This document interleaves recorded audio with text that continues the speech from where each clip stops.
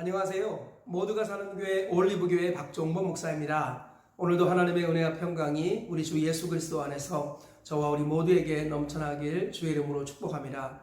오늘은 신명기 31장 9절에서 18절 말씀에 근거해서 하나님의 절박한 당부와 예언이라는 제목으로 하나님 말씀을 전하도록 하겠습니다.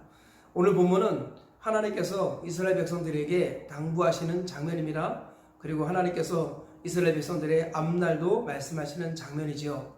하나님께서는 항상 우리에게 미리 경고하시고 미리 말씀하셔서 우리가 수리용 인생이 되지 않고 정비용 인생이 되기를 원하십니다. 그래서 항상 먼저 말씀하시고 그리고 준비하라고 그리고 겸손하라고 말씀하십니다. 우리가 이 원리를 기억하시면서 오늘 말씀을 간단하게 살펴보도록 하겠습니다. 오늘 첫째는 매 7년 초막절 절기 때 백성 전체가 하나님의 말씀을 듣게 하라라는 것입니다. 오늘 보면 9절 이하에 이렇게 말씀하고 있습니다. 모세가 그들에게 명령하여 이르기를 매 7년 끝에 곧 면제년의 초막절에 온 이스라엘이 내 하나님 여호와 앞 그 택하신 곳에 모일 때에 이 율법을 낭독하여 온 이스라엘에게 듣게 할지니 하나님께서 모세를 통해 주신 말씀이 뭐냐면 7년마다 전 국민이 모여서 하나님의 말씀을 듣게 하라라는 것입니다. 특별히 초막절, 우리로 따지면은 추수감사절에 해당하는 이런 절기에 하나님 앞에 추수한 것에 대해 감사하는 마음을 가지고 이스라엘 백성들이 광야에서 살았던 것을 기념하면서 7년 초막절에 전 국민이 모여서 하나님의 말씀을 듣게 하라라고 말씀하시는 것입니다. 둘째로 여호수아를 공식적으로 후계자로 세우시는 것을 볼 수 있습니다. 14절 15절에 이렇게 말씀하고 있습니다. 여호와께서 모세에게 이르시되 내가 죽을 기한이 가까웠으니 여호수아를 불러서 함께 회막으로 나아오라. 내가 그에게 명령을 내리리라. 모세와 여호수아가 나아가서 회막에 서니 여호와께서 구름 기둥 가운데에서 장막에 나타나시고 구름 기둥은 장막문 위에 머물러 있더라. 이제 모세가 죽을 때가 다 되어갑니다. 하나님께서는 이스라엘 백성들을 목자른 양으로 내버려 두지 않으시고 모세의 뒤를 이어서 후계자 여호수아를 세우시는 것을 볼 수 있습니다. 하나님께서 눈에 보이는 쉐키나 하나님의 영광의 구름으로 임재하시고 그리고 이스라엘 백성들 전체가 보는 앞에서 모세와 여호수아를 세우고 리더십을 여호수아에게 이양하셨다. 이렇게 말씀하고 있습니다. 셋째로는 이스라엘 백성들이 가나안 땅에 건너가서 우상을 숭배할 것을 하나님께서 안타까운 마음으로 미리 말씀하시는 것을 볼 수 있습니다. 16절 이하에 이렇게 말씀하고 있습니다. 또 여호와께서 모세에게 이르시되 너는 내 조상과 함께 누우려니와 이 백성은 그 땅으로 들어가 음란히 그 땅의 이방신들을 따르며 일어날 것이요 나를 버리고 내가 그들과 맺은 언약을 어길 것이라. 내가 또 그들이 돌이켜 다른 신들을 따르는 모든 악행으로 말미암아 내가 그때 반드시 내 얼굴을 숨기리라. 하나님께서는 이스라엘 백성들이 가나안 땅에 들어가서 하나님과의 약속을 저버리고 하나님을 떠나 우상을 섬길 것을 미리 말씀하셨습니다. 그리고 그때 하나님께서 내 얼굴을 숨길 것이다. 내가 그들을 떠날 것이다. 이렇게 말씀하시는 것입니다. 이것을 통해서 우리가 얻을 수 있는 교훈을 몇 가지로 살펴보도록 하겠습니다. 첫째, 정기적이고 규칙적으로 전체가 하나님 말씀을 읽어야 한다라는 것입니다. 오늘 본문에서 우리 주님께서는 매 7년 초막절 끝 절기 때 전체가 모여서 하나님 말씀을 읽으라 또는 들리라 라고 말씀하고 있습니다.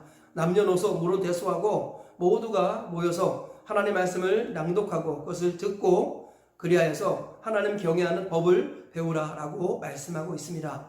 하나님 말씀을 가까이 하는 것이 하나님을 경외하는 것이다. 성경은 그런 원리를 항상 말씀하고 있습니다.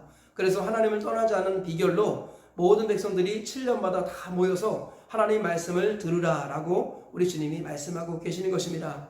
오늘날 교회가 이 원리를 그대로 계승해야겠습니다. 하나님의 말씀을 정기적으로 계속 전 교인이 읽고 묵상하는 시간들을 가져야 할 것입니다. 성경 말씀을 보면 이 말씀이 그대로 지켜지는 경우가 거의 없었습니다. 심지어 다윗 때에도 이 말씀이 그대로 행해지지 않은 것 같습니다. 그래서 하나님의 말씀을 우리 초막절 7년 초막절마다 다 같이 말씀을 읽고 듣고 묵상하라고 하는 이 말씀을 지키지 않아서 결국은 이스라엘 백성들이 하나님의 징계와 심판을 받는 이런 일들이 일어났습니다. 이 말씀을 다시 회복시킨 사람이 에스라와 느헤미야입니다. 에스라가 말씀 회복 운동을 일으키려고 2차 포로에서 귀환했습니다.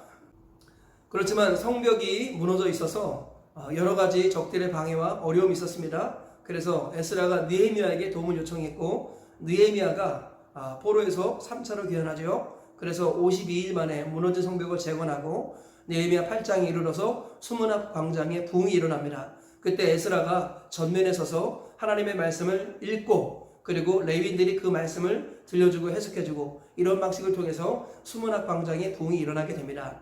하나님의 말씀을 들려주었더니 이스라엘 백성들이 회개하고 통곡하고 다시 회복되는 이런 일들이 일어나게 되었던 것을 성경 역사를 통해서 볼 수 있습니다.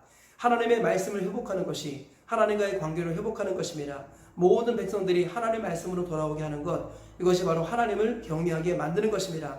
성경은 하나님을 경외하는 법들의 기록이지요. 성경을 가까이 하는 것은 하나님을 경외하는 방법들을 알아가는 것이고 하나님을 사랑하고 섬기는 실제적인 길이라고 성경은 말씀하고 있습니다. 오늘날 교회가 성경 통독 사경회를 비롯하여서 성경 말씀을 읽고 암송하고 묵상하고 발표하는 이런 시간들을 지속적으로 정기적으로 가져야 할 것입니다. 그래서 전 교인이 온 국민이 하나님 경외하는 법을 배워나가야 한다라고 오늘 분명히 우리에게 말씀하고 있습니다. 이 말씀이 우리 각 교회에 행하여져서 정기적으로 주기적으로 전 교인이 하나님의 말씀을 읽고 묵상하고 통독하는 이런 시간들을 가지셔서 영적 회개와 각성과 회복이 일어나는 은혜가 있기를 주의 이름으로 축복합니다. 둘째로 하나님은 이스라엘을 사랑하시기에 여호수아를 후계자로 세우셨다라는 것입니다. 오늘 본문에 보면 하나님께서 모세가 죽을 것을 아시고 모세의 후계자로 여호수아를 하나님께서 지명하시고 공식적으로 세우시는 것을 볼 수 있습니다. 성경은요, 목자를 치면 양들이 흩어지리라 라고 말씀합니다. 양들이 가장 힘들고 어려울 때가 언제입니까? 목자를 잃을 때입니다. 예수님께서 이스라엘 전체를 두루 다니시면서 하나님의 말씀을 가르치시고 복음을 전파하시며 그리고 모든 병든 것과 모든 약한 것을 고치셨습니다. 그 이유는 우리를 보고 불쌍히 여기셨기 때문인데 왜 불쌍히 여기셨을까요? 성경 말씀 보니까 목자 없는 양과 같이 고생하며 기진함을 보셨기 때문에 불쌍히 여기셨다 이렇게 말씀하고 있습니다. 하나님께서 제일 불쌍히 여기시는 것은 양들이 목자를 잃어버리는 것입니다. 우리 주님께서는 참 목자로서 이 땅에 오셨습니다. 그래서 우리 목자 없는 양들의 목자가 되어주셨고요. 예수님 십자가의 죽음과 부활을 통해서 목자장이 되셨습니다. 그리고 그 전에 예수님께서는 12사도를 비롯한 말씀의 사역자들을 세워주셔서 이스라엘 백성들의 목자로 주님이 위임하셨습니다. 그리고 우리 주님께서는 그 목자를 통해서 하나님의 말씀을 계속해서 들려주시는 일을 지금까지 하고 계시는 것이죠. 하나님께서 이스라엘 백성을 버리지 않은 증거로서 모세의 후계자 여호수아를 세우셨다는 것입니다. 지금도 마찬가지로 하나님이 우리를 버리지 아니하시는 증거로 말씀 맡은 사역자를 우리 가운데 세워주신다는 것입니다. 하나님께서는 목자 없는 양과 같이 고생하며 기진하는 것을 가장 불쌍히 여기십니다. 그래서 말씀의 사역자를 세워주시고 그 사역자를 통해서 살아계신 하나님의 말씀이 울려 퍼지게 하신다라는 것입니다. 말씀이 선포되고 그것을 아멘으로 받아들일 때 영혼의 구원의 역사가 일어나고 병이 떠나고 귀신이 떠나고 저주가 떠나는 일들이 일어나게 되는 것입니다. 우리를 살리기 위해서, 우리를 버리지 않기 위해서, 고아와 같이 내버려두지 않기 위해서 하나님은 말씀 맡은 사역자를 우리에게 세워주신다는 것, 이 원리와 사실을 꼭 잊지 말았으면 좋겠습니다. 그 신앙생활은요, 표대 대신 예수님 바라보며 좁은 문 좁은 길을 가는 것과 같습니다. 이 여정은 한두 번의 여정이 아니라 40년의 기나긴 여정이죠. 이때 누구와 함께 가야겠습니까? 주님을 바라보면서 주님께서 세워주신 주의 종과 함께 40년 기나긴 여정을 함께 가야 할 줄 믿습니다. 그래서 목자 없는 양과 같이 고생하며 기진하는 것이 아니라 목자와 함께, 선한 목자와 함께 순한 양이 되어서 하나님 말씀을 이루어드리며 40년 기나긴 광야 생활을 무사히 통과해야 할 줄 믿습니다. 하나님은 우리를 고아와 같이 버려두지 아니하시고 여호수아를 세우시고 말씀 맡은 사역자를 세워주신다는 것 항상 기억하시면서 말씀 맡은 사역자와 함께 40년 기나긴 광야 생활 무사히 통과하셔서 가나안 천국까지 들어가시길 주의 이름으로 축복합니다. 셋째로 하나님의 얼굴을 구하는 것이 가장 경건한 신앙이다라는 것입니다. 우리 주님께서는 이스라엘 백성들이 하나님을 버리고 우상을 음란히 섬길 것이다 라고 예언하셨습니다. 그리고 그로 말미암아 내가 그들에게서 내 얼굴을 숨길 것이다, 내가 그들을 떠날 것이다, 하나님 그렇게 말씀하셨습니다. 하나님은 우리가 범죄하고 회개를 거부할 때 그 얼굴을 숨기시고 우리 가운데 떠나십니다. 그러면 어떤 일이 일어납니까? 우리 가운데 재앙과 환난이 찾아오게 됩니다. 그때 이 재앙과 환난을 통해서 뜻을 돌이키고 회개하는 사람에게 하나님은 다시 그 얼굴을 비춰 주십니다. 그리고요, 우리 하나님께서 우리가 하나님께로 돌아올 기미가 보이지 않자 하나님 우리를 포기하지 아니하시고 하나님의 아들 예수님을 우리 가운데 보내주셨습니다. 예수님은 우리가 긍휼하심을 받고 때를 따라 돕는 은혜를 얻기 위하여 은혜의 보좌 앞에 담대히 나아갈 수 있도록 길을 열어주신 분입니다. 하나님께로 가는 유일한 길이요 진리요 생명이 되신 분이 바로 예수님이죠. 누구든지 예수님을 의지하면 은혜의 보좌 앞에 담대히 나갈 수 있습니다. 그리고 때를 따라 긍휼을 받을 수 있고 하나님의 도움을 얻을 수 있다고 성경은 말씀하고 있습니다. 본래 하나님은 우리 죄인된 우리에게 하나님의 얼굴을 숨기시지만 예수 그리스도 안에서 하나님은 그 얼굴을 다시 우리에게 드러내십니다. 우리가 하나님의 얼굴을 배웠고 하나님의 얼굴을 구하는 유일한 길, 그것은 바로 예수 그리스도 안에 거하는 것입니다. 예수님을 믿고 의지할 때 그분을 통해서 우리는 하나님의 낯을 배웠고 망하지 않고 회복되는 것입니다.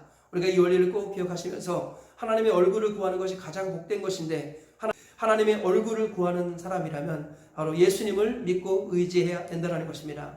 천하 인간의 구원을 얻을 만한 다른 이름을 우리에게 주신 일이 없습니다. 모든 사람에게 믿을 만한 증거는 바로 예수 그리스도의 죽으심과 부활입니다.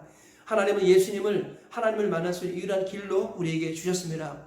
예수님께서는 십자가에서 자기 몸을 찢으심으로 말미암아 하나님께로 나아가시는 새로운 살 길을 우리에게 열어주셨습니다. 우리가 하나님의 얼굴을 구하는 이 복을 누리는 비결, 그것은 바로 예수 그리스도 안으로 들어가는 것입니다. 그분을 의지하고 그분을 믿고 그분을 바라는 것입니다. 어떠한 죄와 잘못을 범했다 할지라도 예수 그리스도께로 돌아오시기 바랍니다. 그분을 의지하고 그분의 보배로운 피를 의지하여 하나님께로 나아가면 우리는 은혜의 보좌 앞에 담대히 나아갈 수 있게 되는 것입니다. 그리고 다시 회복되고 새로운 피조물 되어 새로운 삶을 살 수 있습니다.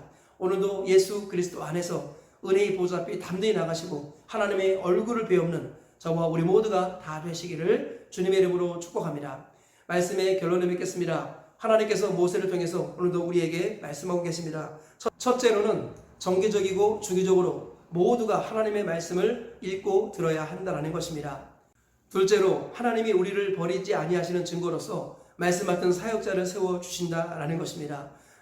셋째로 예수 그리스도 안에서 우리는 하나님의 얼굴을 날마다 배울 수 있다는 것입니다.